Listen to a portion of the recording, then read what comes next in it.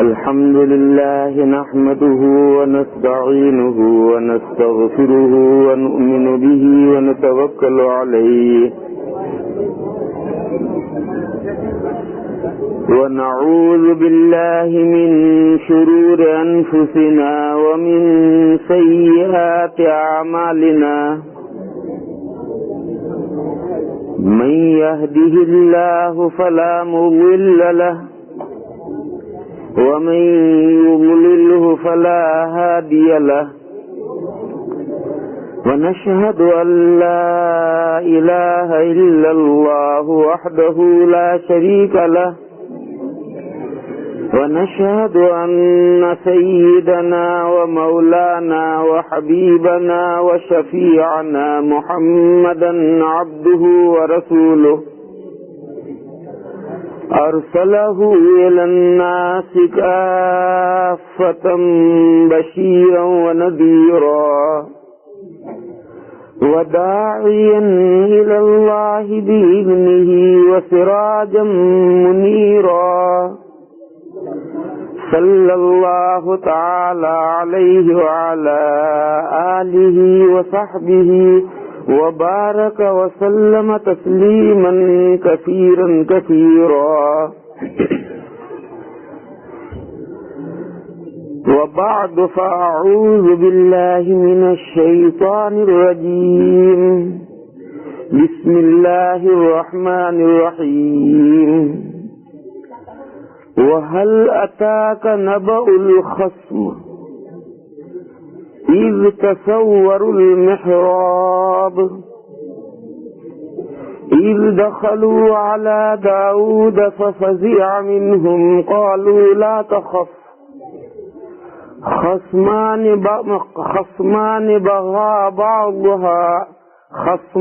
بغى بعضهم على بعض فاحكم بيننا بالحق ولا تشطط واهدنا إلى سواء الصراط. بزرگوں اور بھائیوں، پہلے سے ارادہ تو یہ تھا کہ کل جو مضمون شروع کیا تھا اس کا تھوڑا سا ہی حصہ کل بیان کیا تھا، باقی سارا مضمون تو باقی رہ گیا تھا. یا ایھا النبی انا ارسلناک شاہدا ومبشرا ونذیرا وداعیا الی اللہ باذنہ وسراجا منیرا.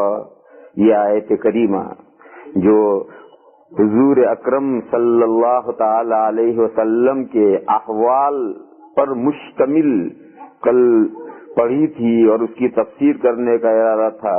وہ تو تفسیر تو کچھ ہوئی نہیں تھی، ایک ابتدائی مضمون شروع ہوا تھا، اسی میں وقت پورا ہو گیا تھا. تو اس لیے ارادہ پہلے سے یہ تھا کہ آج اسی آیت کریمہ پر بیان کروں گا تاکہ آج کا مضمون کل کے ساتھ مل کر کے آیت کریمہ کی تفسیر ہو. مگر آج ہمارے امام صاحب نے نماز میں ایک گڑبڑ کر ڈالی،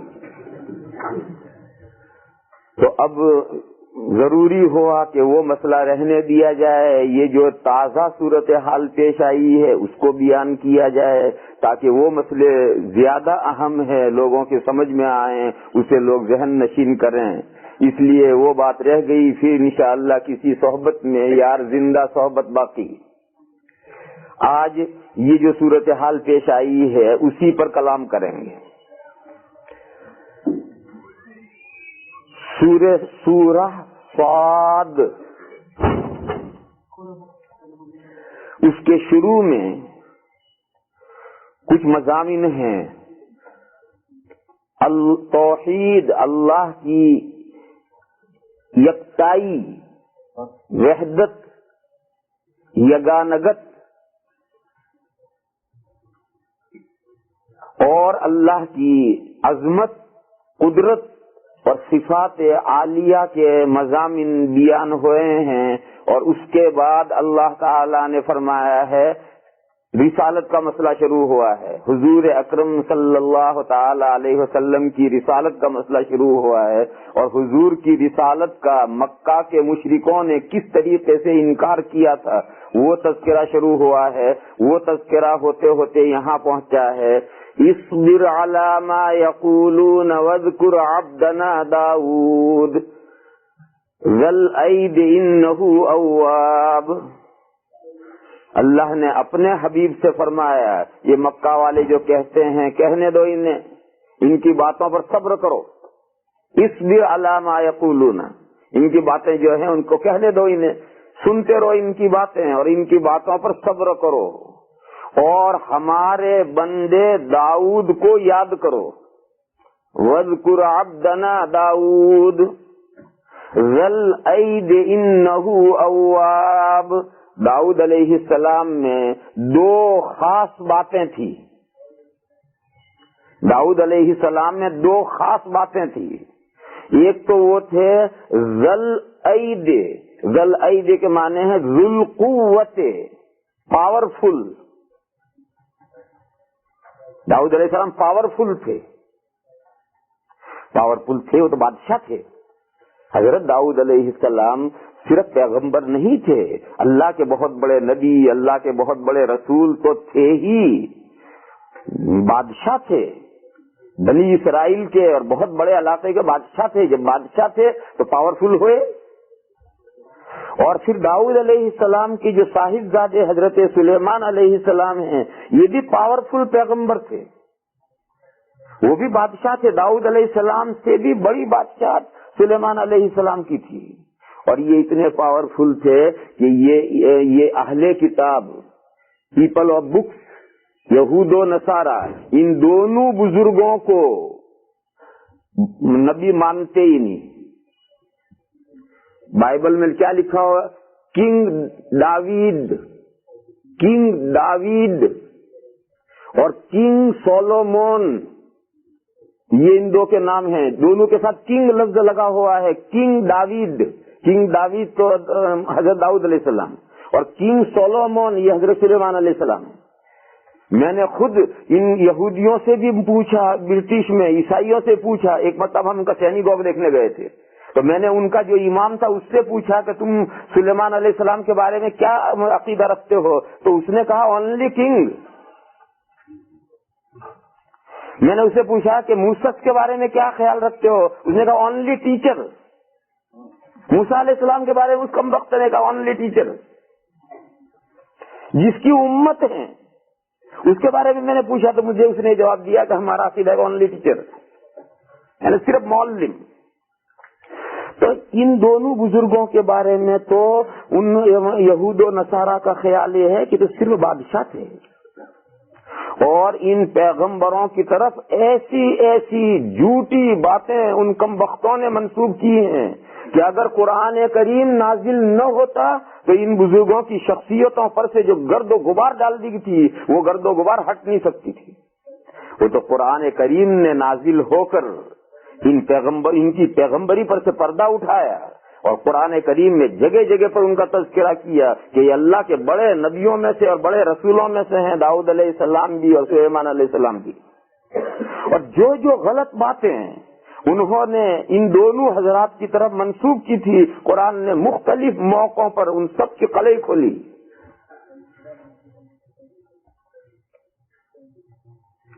اہل کتاب کا خیال یہ ہے کہ دنیا میں جو جادو ہے چلا ہے وہ جادو انسانوں کو سلیمان علیہ السلام نے سکھایا ہے۔ العیاذ باللہ، العیاذ باللہ، العیاذ باللہ۔ جس کو جادو کہتے ہیں، بلیک ماجک، کیا کہتے ہیں؟ بلیک ماجک۔ یہ جو بلیک ماجک ہے، جادو، ان یہودیوں کا خیال یہ ہے کہ انسانوں کو یہ سلیمان علیہ السلام نے سکھایا ہے۔ قرآن کریم نے پہلے پارے میں اس کی تردید کی اور یہ فرمایا کہ وما کفر سلیمان، سلیمان علیہ السلام نے یہ کفریہ علم نہیں کیا۔ جادو تو کفر ہے، اور سلیمان علیہ السلام یہ کفریہ کام کیسے کر سکتے ہیں؟ وما کفر سلیمان ولکن الشیاطین کفروا، یہ جادو انسانوں میں شیاطین نے پھیلایا ہے۔ سلیمان علیہ السلام کی حکومت انسانوں پر، جنات پر چرند پر، پرند پر، بلکہ ہوا پر بھی تھی، ہوا بھی پر بھی ان کی حکومت تھی، چرندوں پر بھی، پرندوں پر بھی، انسانوں پر بھی، جنات پر بھی۔ تو جنات پر ان کی حکومت چونکہ تھی تو ان کے حکومت کے زمانے میں سلیمان علیہ السلام کے جب دربار ہوتا تھا تو دربار میں انسان اور جنات سب بیٹھتے تھے ایک ساتھ، اور جنات ظاہر ہوتے تھے اور انسانوں کے ساتھ پارلیمنٹ میں بیٹھتے تھے۔ تو یہ جو دور تھا جب انسان اور جنات ایک ساتھ وہ ظاہر ہو کر انسانوں کے ساتھ سلیمان علیہ السلام کے دربار میں بیٹھتے تھے، اس زمانے میں یہ شیاطین نے انسانوں کو جادو سکھایا۔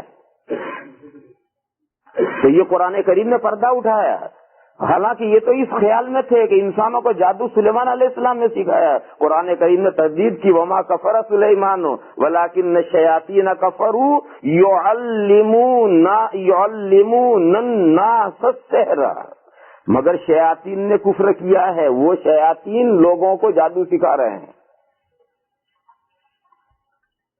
ایسے اور پتہ نہیں کیا کیا باتیں انہوں نے ان دونوں بزرگوں کی طرف منسوب کی تھی، وہ قرآن نے جگہ جگہ پر اس کی تردید کی ہے، میں اسے بتاؤں گا۔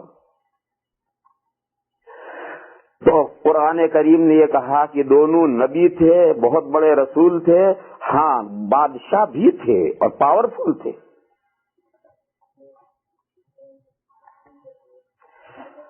ہمارے آقا حضرت محمد مصطفیٰ صلی اللہ تعالی علیہ وسلم کے پاس ایک مرتبہ اللہ کا ایک خاص فرشتہ حاضر ہوا، حدیث شریف ہے۔ اس وقت حضور کے پاس میں حضرت جبرائیل پہلے سے آ کر حضور کے پاس بیٹھے ہوئے تھے، پہلے سے حضرت جبرائیل علیہ السلام آ کر حضور کے پاس بیٹھے ہوئے تھے، اور ایک فرشتہ آیا، اس نے حضور اکرم صلی اللہ تعالی علیہ وسلم سے عرض کیا کہ اللہ نے آپ کو سلام کہا ہے اور اللہ نے آپ کی مرضی اور ویل دریافت کی ہے کہ آپ عبد رسول بننا چاہتے ہیں یا ملک رسول بننا چاہتے ہیں، کنگ رسول بننا چاہتے ہیں یا سلیو رسول بننا چاہتے ہیں، غلام رسول بننا چاہتے ہیں یا بادشاہ رسول بننا چاہتے ہیں، جو آپ کی ویل ہو، مرضی ہو، وہ بتا دیجئے، اللہ تعالیٰ آپ کو ویسا ہی رسول بنائیں گے۔ یہ اللہ کے یہاں سے سوال آیا ہے، مرضی پوچھی گئی ہے حضور اکرم صلی اللہ تعالی علیہ وسلم سے کہ آپ رسول تو ہیں، لیکن رسالت کے ساتھ آپ دوسری چیز کیا چاہتے ہیں؟ بادشاہت چاہتے ہیں یا غلامی بندگی چاہتے ہیں؟ بڑا عجیب و غریب سوال تھا۔ حضور اکرم صلی اللہ تعالی علیہ وسلم نے حضرت جبرائیل کی طرف دیکھا، کل مستشیر، گویا ان سے ایڈوائز لے رہے ہیں، مشورہ لے رہے ہیں، بولے نہیں کچھ، بس ایسا دیکھتے ہیں کسی آدمی کی طرف کہ یہ اس مسئلے میں مشورہ دے۔ جیسے امتحان گاہ میں طالب علم استاد کی طرف دیکھتا ہے، کیوں دیکھتا ہے؟ تاکہ استاد کو اشارہ کر دے، اسے مسئلہ سمجھ میں آ جائے۔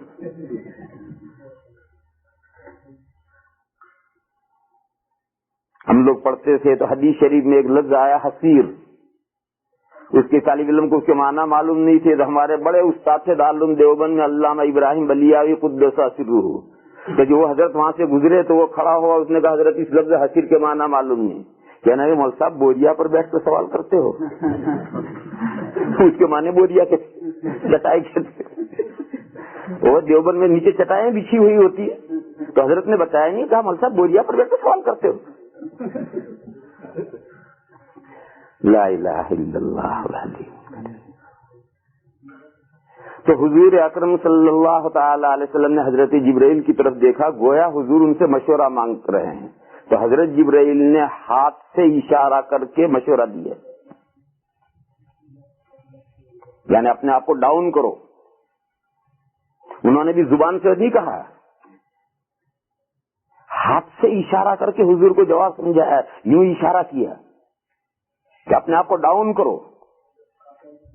کیوں؟ حضور کا ارشاد ہے، من تواضع رفعہ اللہ، جو اپنے کو نیچا کرتا اللہ اسے اونچا کرتا ہے۔ تو حضرت جبرائیل نے ہاتھ سے اشارہ کر کے مشورہ کیا کہ اپنے کو چھوٹا بناؤ۔ چنانچہ حضور نے اس فرشتے کے ذریعے اللہ کی بارگاہ میں یہ جواب بھیجا کہ یا اللہ میں تو بندہ رسول بننا چاہتا ہوں، غلام رسول بننا چاہتا ہوں، اور یہ چاہتا ہوں کہ ایک دن کھانا ملے، ایک دن بھوکا رہوں، ایک دن کھانا ملے تو اللہ کا شکر بجا لاؤں، اور ایک دن بھوکا رہوں تو صبر کروں اور اس کا ثواب پاؤں۔ میں تو ایسا رسول بننا چاہتا ہوں۔ تو بڑا مرتبہ تو یہ ہے، بڑا مرتبہ تو یہ ہے، بادشاہ رسول بننا، بادشاہ رسول بننا یہ بڑا مرتبہ نہیں ہے، بڑا مرتبہ تو یہ بندہ رسول بننا ہے۔ اسی لیے حضور اکرم صلی اللہ تعالی علیہ وسلم نے اپنی جو خصوصیتیں اکٹھا کی ہیں کلمہ شہادت میں، وہ یہی اکٹھا فرمائی ہیں، وَأَشْهَدُ أَنَّ مُحَمَّدًا عَبْدُهُ وَرَسُولُهُ۔ ہم اس بات کی گواہی دیتے ہیں کہ حضرت محمد مصطفیٰ صلی اللہ تعالی علیہ وسلم اللہ کے بندے ہیں اور اللہ کے رسول ہیں۔ اور قرآن کریم میں حضور کا ایک ایسا معاملہ ذکر کیا گیا ہے جو کسی پیغمبر کے ساتھ وہ معاملہ پیش نہیں آیا ہے، وہ معراج کا معاملہ۔ وہ معاملہ کن لفظوں سے شروع ہوا ہے؟ سبحان الذی اسری بعبدہ، بڑی پاک ذات ہے وہ جو اپنے بندے کو لے گئی، اپنے بندے کو لے گئی۔ مفسرین کرام نے کہا ہے کہ اس موقع پر حضور کا جو سب سے بڑا وصف تھا وہ وصف ذکر کیا گیا۔ تو میں عرض یہ کر رہا تھا کہ یہ دو پیغمبر حضرت داؤد علیہ السلام اور ان کے صاحبزادے حضرت سلیمان علیہ السلام، یہ دونوں بادشاہ تھے اور پاورفل پیغمبر تھے۔ تو ان کا ایک وصف یہ ذکر کیا گیا ذل عید، پاورفل تھے وہ۔ دوسرا ان کا وصف ذکر کیا گیا اواب، ذل عید اواب، اواب مانے بے حد اللہ کے سامنے گڑ گڑانے والا، رونے والا، اللہ کی بارگاہ میں آہ و بکا کرنے والا۔ یہ دوسری خصوصیت حضرت داؤد علیہ السلام کی یہ تھی، ایک طرف پاورفل بادشاہ اور رسول تھے، ایک طرف دوسری طرف اللہ کی بارگاہ میں اتنے گڑ گڑانے والے اور رونے والے تھے کہ جب وہ اللہ کی تسبیح شروع کرتے تھے تو کائنات کا ذرہ ذرہ ان کے ساتھ تسبیح میں مشغول ہو جاتا تھا، پہاڑ ان کے ساتھ تسبیح میں لگ جاتے تھے، پرندے ٹھٹ کے ٹھٹ اکٹھا ہو جاتے تھے، پرندے ان کے ساتھ تسبیح میں لگ جاتے تھے، سمندر کے پانی قصبے میں ان کے ساتھ لگ جاتا تھا، اتنی کوئی عجیب و غریب سے تسبیح کرتے تھے۔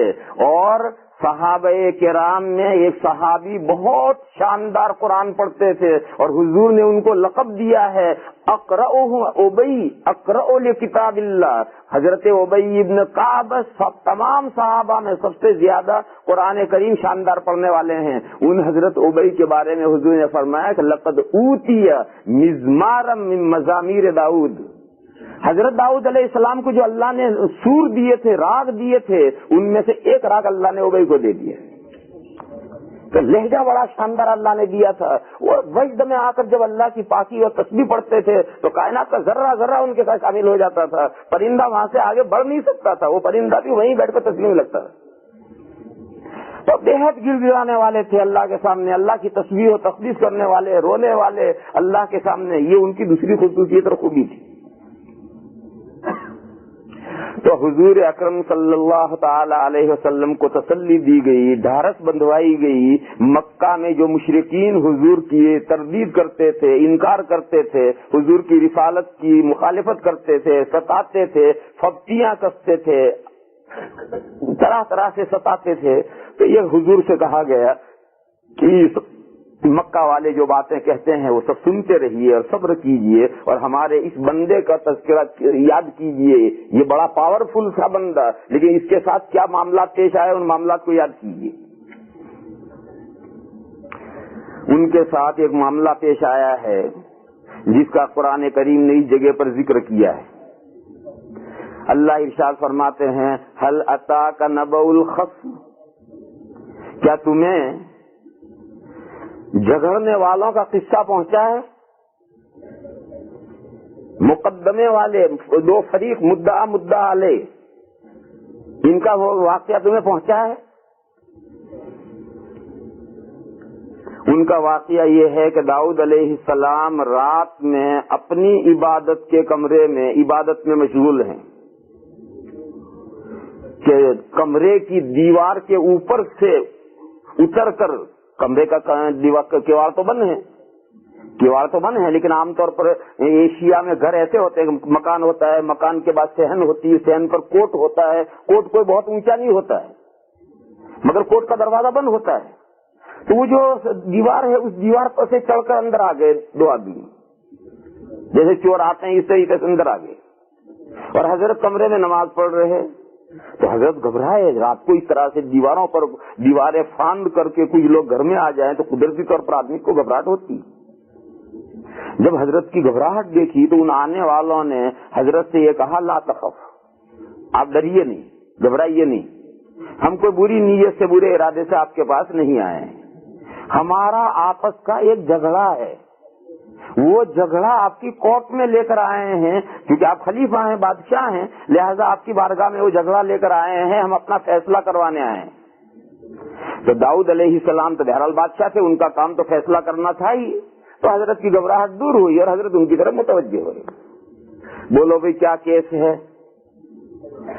केस ये है, एक ने कहा कि ये मेरा भाई है, भाई है नहीं, दीनी इस्लामी भाई नहीं, बल्कि नसबी भाई, ब्रदर, नसबी भाई, कि मेरे भाई, हम दोनों भाई हैं। इन्ना हाजा अखी,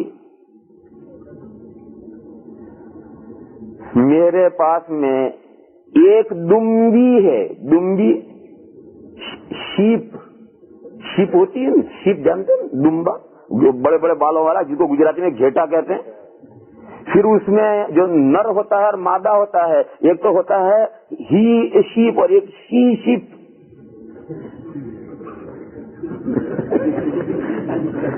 ऐसे ही तो अलग करते हो, कैसे अलग करते हो?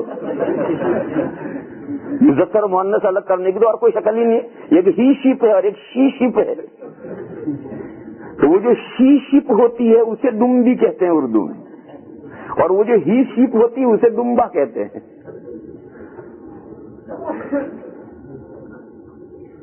तो उसने ये कहा कि मेरे पास फकत एक दुम्बी है और मेरे भाई के पास में 99 दुम्बियां हैं, 99। मेरा भाई मुझसे ये कहता है कि तू एक दुम्बी रखकर क्या करेगा, ये तेरी एक दुम्बी मुझे दे दे ताकि मेरी कंप्लीट 100 बन जाए।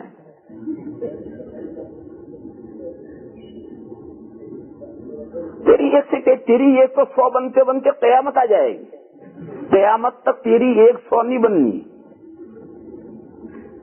और मेरी 99 को 100 बनने के लिए एक चाहिए, तो तेरी एक दे दे मुझे।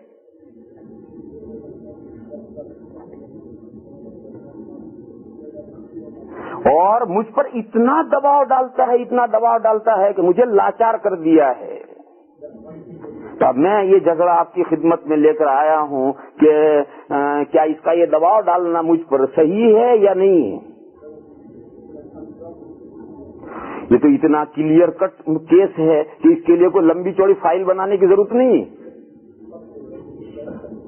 हजरत ने फट से रिजल्ट दिया, जजमेंट सुनाया, फैसला दिया और ये फरमाया कि लक़द ज़लमका बिसुआल नाजतिका इला निआजी, फरमाया कि ये तेरी एक दुम्बी लेकर अपनी दुम्बियों में मिलाकर जो 100 करने का जज्बा रखता है, ये तुझ पर जुल्म है। साफ क्लियर फैसला हो गया कि उसका ये मांगना सही नहीं है। ठीक है, तेरी एक है तो भाई चल एक भली, उसकी 99 है तो तुझे तो खुश होना है कि मेरी 99 है, बल्कि तू उसको 99 वाले को 2-4 और दे देनी चाहिए। ले भैया तेरे पास एक है, 2-4 और ले लेता कि तेरा छोटा सा रेवड़ बन जाए। ये तो उल्टा तेरी एक मांगता है तो तुझ पर जुल्म कर रहा है।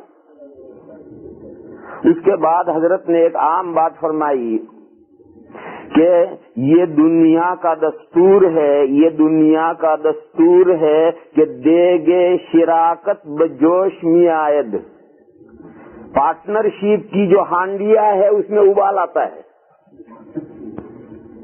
अकेले अपने हांडिया पकाओ, ढंग से पकेगी, और 3 लाओ, मुट्ठी चावल इसके, मुट्ठी चावल इसके, मुट्ठी चावल इसके, और सब चावल इकट्ठा करके पार्टनरशिप में हांडिया पकाओ, वो हांडिया पकेगी नहीं, उबल करके गिर पड़ेगा दही, लड़ाई हो जाएगी, पकने से पहले लड़ाई हो जाएगी और एक ठोकर मारेगा और वो सारी देसी गिर पड़ेगी। तो फारसी के ये पुराना मसल है कि देगे शिराकत, पार्टनरशिप की जो पोट है, बर्तन है, जोश में आए, उसमें उबाल आता है, उबाल आकर सारा अंदर का बाहर निकल के पड़ जाता है। और पार्टनरशिप में जो मामला होते हैं वो किसी न किसी दिन जरूर बिगड़ते हैं। पार्टनरशिप चलती बहुत कम है। आजकल तो दुनिया ने पार्टनरशिप को निभाने के लिए कंपनी बाय लॉज, ऐसे लंबे चौड़े बाय लॉज कंपनी बनाए हैं और चारों तरफ से पार्टनरों को जकड़ दिया है कि ऐसे कोई झगड़े न होने पाए, लेकिन फिर भी होते रहते हैं। बड़ी बड़ी कंपनियां डाउन हो जाती हैं, झगड़े होकर के सारी टूट टाट के बराबर हो जाती हैं और कोई एक आध कब्जा कर लेता है और बाकी सबको अंगूठा दिखा देकर भगा देता है। ये सब दुनिया में होता रहता है। तो हजरत दाऊद अलैहिस्सलाम ने यही ज़ाब्ता फरमाया लक़द ज़लमक बिसुआल नाजतिका इला निआजी व इन्न कसीरम मिनल खुलफ़ा। ये फरमाया कि बहुत से पार्टनर, सारे नहीं, बहुत से पार्टनर, व इन्न कसीरम मिनल खुलफ़ा लयबग़ी बाज़ुहुम अला बाज़िन, एक दूसरे पर सरकशी करते हैं, एक दूसरे पर ज़ियादती करते हैं। इल्लल लज़ीना वइन्न कसीर इल्लल्लज़ीना आमनू व अमिलुस्सालिहात। हाँ, वो पार्टनर जो ईमान वाले हैं और नेक आमाल करने वाले हैं, उनका एक्सेप्शन है। उनका एक्सेप्शन करके फरमाया कि अक्सर पार्टनरों का यही हाल होता है कि एक दूसरे पर ज्यादती करते हैं। इल्लल्लज़ीना आमनू व अमिलुस्सालिहात व क़लीलुम मा हुम। फरमाया कि जिनका एक्सेप्शन किया गया है, इनके ईमान वाले और अमल सालेह वाले ये जो पार्टनर हैं, ये नहीं लड़ते, एक दूसरे पर ज्यादती नहीं करते, मगर ये हैं दुनिया में आटे में नमक के वक़्त। क़लीलुम मा हुम इल्लल्लज़ीना आमनू व अमिलुस्सालिहात व क़लीलुम मा हुम। ये लोग दुनिया में हैं आटे में नमक के वक़्त। ज्यादातर जो तादाद है पार्टनरों की, वो एक दूसरे पर ज्यादती करती है। ये हजरत ने फैसला सुना दिया। ये जब हजरत ने फैसला सुना दिया तो उन्होंने कहा अस्सलाम वालेकुम, ये कहकर गए। वहां बैठे थे, सामने बैठे थे, अब बैठा हुआ इंसान बैठे हैं तो उठकर जाएंगे, वहां जूते पहनेंगे, वहां से कोट पहनेंगे, बाहर निकलेंगे, यही तो जाया करते हैं लोग। लेकिन वो तो बैठे थे और मुकदमा चल रहा था और मुकदमे का फैसला हुआ तो उन्होंने कहा अस्सलाम वालेकुम और गायब। अल्लाह जाने कहां गए। अब हजरत दाऊद अलैहिस्सलाम समझे कि तो इंसान नहीं है, इंसान होता तो इंसान तो जैसे जाया करते हैं इस तरह से जाएंगे, उठेंगे, वहां से कोट पहनेंगे, दीवार से दरवाजा खोलेंगे, निकलेंगे। ये तो यहाँ से गायब हो गए। तो अब ये लोग जो आए थे या तो जिन्नात हैं या फरिश्ते हैं, इंसान तो है नहीं, क्योंकि बैठे बैठे गायब कैसे हो गए। जिन्नात बैठे बैठे गायब हो सकता है, इन फरिश्ते बैठे बैठे गायब हो सकते हैं। तो दो ही शक्लें हो सकती हैं। नबियों के पास जिन्नात इस तरीके से नहीं आते। क्यों? जिन्नात नबियों की उम्मत होते हैं, जिन्नात नबियों की उम्मत होते हैं, इसलिए वो इस तरीके से आना और गायब हो जाना ये तो तौहीन है। तो नबी जिन्नात हाजिर होंगे नबियों की खिदमत में, मगर इस तरह से नहीं आएंगे, डरामाई अंदाज में नहीं आएंगे जिन्नात कि अचानक दीवार से अंदर आ गए और बैठ करके गायब हो गए। जिन्नात ऐसा नहीं करेंगे। तो जिन्नात तो नबी की उम्मत होते हैं और उम्मत का ये अंदाज अपने पैगंबर के साथ इख्तियार करना, ये शागिर्दों के शान निशान नहीं है कि उस्ताद के साथ ये अंदाज इख्तियार करें। जिन्नात तो बाकायदा नबियों की खिदमत में, जैसे इंसान बहुत एहतराम के साथ आते हैं, बैठते हैं, अपनी जरूरियात जाहिर करते हैं, अपनी दरख्वास्त पेश करते हैं, जिन्नात भी इसी तरीके से अंबिया की खिदमत में हाजिर होते हैं। हदीस शरीफ में बहुत वाक़ियात हैं, कहाँ तक सुनाऊं मैं आपको वाक़ियात। एक सुनाऊं, एक मरतबा ईशा की नमाज, मक्की दौर का किस्सा है, अभी हिजरत नहीं हुई, मक्का का किस्सा है। मक्का में एक घर था, उसका नाम था दारो अरकम। अरकम एक सहाबी का नाम है, उनका एक हाउस था। उस घर के अंदर जमा होकर हुजूर और सहाबा नमाज पढ़ते थे। मस्जिद हराम में, बैतुल्लाह में नमाज नहीं पढ़ सकते थे, काफिरों का गलबा था हिजरत से पहले। तो अरकम के घर में नमाज पढ़ते थे, सहाबा इकट्ठा होते थे और हुजूर वहां उनको नमाज पढ़ाते थे जमात से। एक दिन ईशा की नमाज पढ़ने के बाद हुजूर ने حضرت عبداللہ ابن مسعود رضی اللہ تعالی عنہ سے یہ کہا کہ ٹھہر جائیے. خیر سب لوگ نماز پڑھ کے چلے گئے. اب فقط حضور اور عبداللہ ابن مسعود دو رہ گئے. حضور نے عبداللہ ابن مسعود سے یہ کہا کہ آؤ میرے ساتھ چلو. چلے حضور اور دونوں ساتھ چلے. چلتے رہے مکہ مکرمہ سے باہر نکل گئے اور مکہ کی جہاں آبادی ختم ہو جاتی ہے وہاں مکہ کا قبرستان شروع ہوتا ہے حجون. اس حجون قبرستان سے تھوڑا آگے بڑھ کر کے حضور نے حضرت ابن مسعود رضی اللہ تعالیٰ عنہ کو بٹھایا اور بٹھا کر ان کے چاروں طرف ایک دائرہ کھینچا لکڑی سے زمین پر اور ان سے یہ ہدایت کی کہ دیکھو اس دائرے کے اندر ہی بیٹھے رہی ہو, اگر اس دائرے سے باہر نکلے تو پھر تم مجھے قیامت تک نہیں ملو گے, جب تک میں لوٹ کر نہ آؤں اس دائرے کے اندر بیٹھے رہی ہو. اور یہ کہہ کر حضور ان کو وہاں بٹھا کر حضور اور آگے مینا کی طرف جنگل کی طرف بڑھ گئے. چاندنی رات ہے وہاں تو آسمان صاف ہوتا ہے, دور تک تو حضور نظر آتے رہے. اس کے بعد پھر اندھیرے حضور آگے بڑھ گئے تو پھر حضور نظر آنے ختم ہو گئے. حضور کے ادھر چلے جانے کے بعد میں حضرت ابن مسعود رضی اللہ تعالی عنہ نے دیکھا کہ بے شمار لوگ ادھر مکہ کی طرف سے ادھر ہی جا رہے ہیں جدھر حضور گئے ہیں. بے شمار لوگ ٹھٹ کے ٹھٹ جا رہے ہیں ادھر. تو حضرت ابن مسعود کو اندیشہ ہوا کہ اللہ جانے یہ کون لوگ ہیں, اور جدھر حضور تشریف لے گئے ہیں ادھر ہی گئے ہیں, خدا نہ خواستہ حضور کو کوئی گزند پہنچائے تکلیف پہنچائے. تو ان کا ارادہ ہوا کہ میں نکلوں اور جا کر حضور کو دیکھوں. لیکن پھر انہیں خیال آیا کہ حضور منع کر کے گئے ہیں تو بیٹھے رہے. پھر تھوڑی دیر میں ارادہ ہوا کہ جاؤں دیکھوں, پھر حضور کا وہی حکم آیا تو پھر بیٹھے رہے. اور کافی دیر تک لوگ ادھر جاتے رہے اور پھر وہ سلسلہ بند ہو گیا. تو خیر بے چین کہ اللہ جانے کیا ہوا ہے ادھر, کون لوگ گئے ادھر, حضور کے ساتھ کیا معاملہ پیش آئے گا.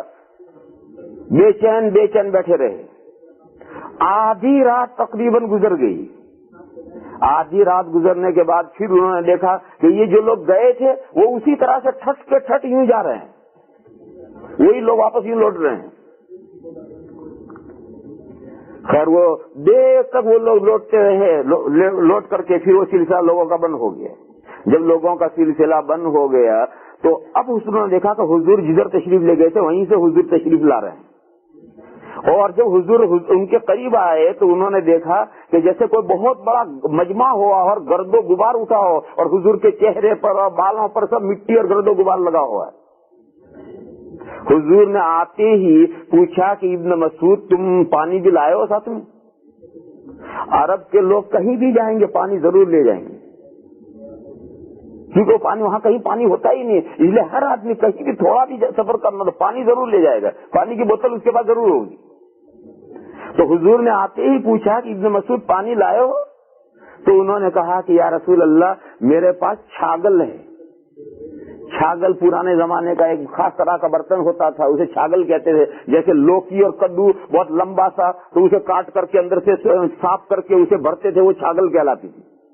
تو انہوں نے کہا یا رسول اللہ میرے پاس چھاگل ہے, اس چھاگل میں پانی میں نے بھر رکھا ہے, مگر میں نے اس میں چھوہارے ڈال رکھے ہیں, سوکھی کھجوریں ڈال رکھی ہیں گلانے کے لیے. جب وہ کھجوریں گل جاتی ہیں پھر اسے کھاتے ہیں اور پانی پیتے ہیں. تو کہا میں نے اس میں کھجوریں ڈال رکھی. تو حضور نے فرمایا کوئی حرج نہیں ہے, تمرتن طیبۃ وماء طہور, کھجور بھی ستھری چیز ہے, پانی بھی پاک کرنے والا ہے, لاؤ مجھے وضو کراؤ. تو انہوں نے چھاگل سے ڈالنا شروع کیا اور حضور نے وضو کرنی شروع کیا. وہ جو گردا چہرے پر بالوں پر سب تھا وہ حضور نے سب دھویا اور اپنے آپ صاف کیا. تو جس وقت وضو کرا رہے تھے تو حضرت ابن مسعود نے پوچھا کہ یا رسول اللہ یہ کون لوگ تھے؟ تو بے شمار لوگ یوں گئے اور پھر یوں گئے, اور میں تو بہت پریشان تھا اور میں نے تو ارادہ کیا تھا کہ میں آ کر دیکھوں آپ کو. حضور نے فرمایا تو بہت تم نے اچھا کیا, تم اس میں سے نہ نکلے. اگر تم یہاں سے نکلتے تو پھر تم مجھے نہ مل پاتے, پتہ نہیں تم کہاں غائب ہو جاتے. یہ تو اتنا بڑا مجمع تھا. اور حضور نے فرمایا کہ آج دن میں میرے پاس جنات کا ڈیپیوٹیشن آیا تھا. یہ اصل سنانا تھا مجھے. حضور نے فرمایا کہ آج دن میں جنات کا ڈیپوٹیشن میرے پاس آیا تھا اور انہوں نے مجھ سے یہ ریکویسٹ کی تھی کہ یا رسول اللہ تمام جنات آپ کی خدمت میں جو اسلام جنہوں نے قبول کیا ہے وہ اور جو اسلام لانا چاہتے ہیں وہ یہ سب آپ کی خدمت میں حاضر ہونا چاہتے ہیں اور دین سیکھنا چاہتے ہیں. تو میں نے ان کو فلاں میدان بتایا تھا کہ رات کو عشاء کے بعد تم اس میدان میں اکٹھا ہو جائیے, میں وہاں میدان میں آؤں گا. تو یہ وہ سب آئے تھے جو اسلام لا بھی چکے ہیں اور نئے اسلام لانے والے, یہ سب اس میدان میں آئے تھے اور میں نے وہاں ان کو اسلام انہوں نے قبول کیا, میں نے ان کو دین کی بنیادی تعلیم دی اور یہ لوگ تھے جو واپس گئے. تو غرض کہنا یہ ہے کہ جنات جو ہیں وہ تو انبیاء کرام کی امتیں ہیں, وہ تو جس طرح سے امتیں باقاعدہ ادب و احترام کے ساتھ آئیں گی اور جیسا انسانوں کا معاملہ ہوگا ایسا ہی ان کا معاملہ ہوگا. اور یہ جو انداز ہے کہ دیوار پھاند کر کے آ گئے اور مقدمہ سن کر کے اچانک غائب ہو گئے سلام کر کے, یہ امت کا انداز نبی کے ساتھ نہیں ہو سکتا. اس لیے حضرت داؤد علیہ السلام قطعی طور پر سمجھے کہ یہ فرشتے ہیں. حضرت داؤد علیہ السلام قطعی طور پر سمجھے کہ یہ فرشتے ہیں. اب سوال یہ کہ فرشتوں کے یہاں تو جھگڑے ہے ہی نہیں, 99 دمبی اور 1 دمبی, یہ جھگڑے فرشتے کو تو ہے ہی نہیں. جب فرشتوں کے یہاں 99 دمبی اور 1 دمبی کے جھگڑے نہیں ہے تو یہ جھگڑا فرشتے